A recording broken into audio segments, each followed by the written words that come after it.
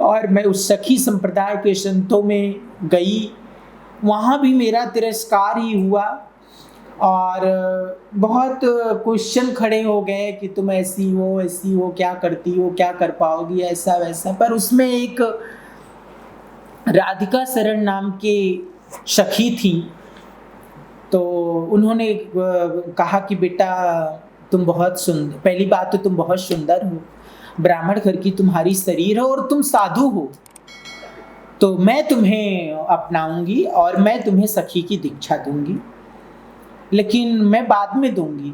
तो उन्होंने उस समय सखी की दीक्षा मुझे नहीं दी। फिर मैं वापस अयोध्या आई, तो अयोध्या में एक शंकर सखी रहती थी जो गृहस्थ थी जी। वो पुरुष थी, उनका एक बच्चा भी था, लेकिन वो एक समय बाद उनके पुरुषत्व तो खत्म हो गया, अर्थात वो भी किन्नर श्रेणी में आ गई। अच्छा, एक होता है ना कि शरीर होने से मतलब नहीं है, आपकी शरीर कार्य क्षमता क्या है, आप महसूस क्या कर रहे हो, ये मायने रखता है। तो उन्होंने फिर सखी संप्रदाय ज्वाइन किया होगा, लेकिन जिस समय वो हमको मिली वो वृद्धावस्था में थी। तो उनसे मैंने अपनी वेदना कही, तो उन्होंने कहा बेटा तुम व्यास गद्दी पे बैठ के कथा करती हो, अगर सखी भेष में रहोगी या कोई समझेगा कि मैं तुम्हारी गुरु हूँ, सखी तुम्हारा गुरु भी तुम्हारा तिरस्कार कर देगा।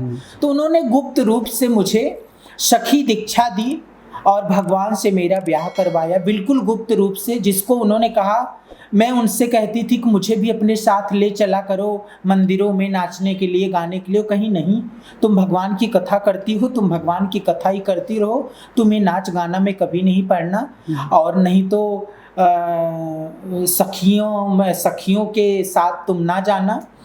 और किन्नरों में तो मैं कभी गई नहीं, किन्नरों का जीवन भी तो मुझे तब पता भी नहीं था, तो मैं तो अपने आप को सखी समझती थी और सखी ही हूँ भगवान की मैं।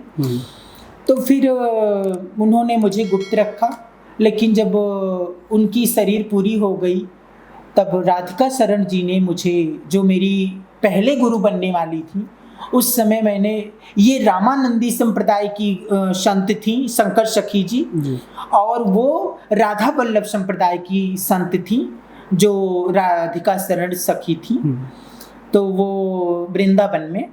तो उन्होंने फिर हमको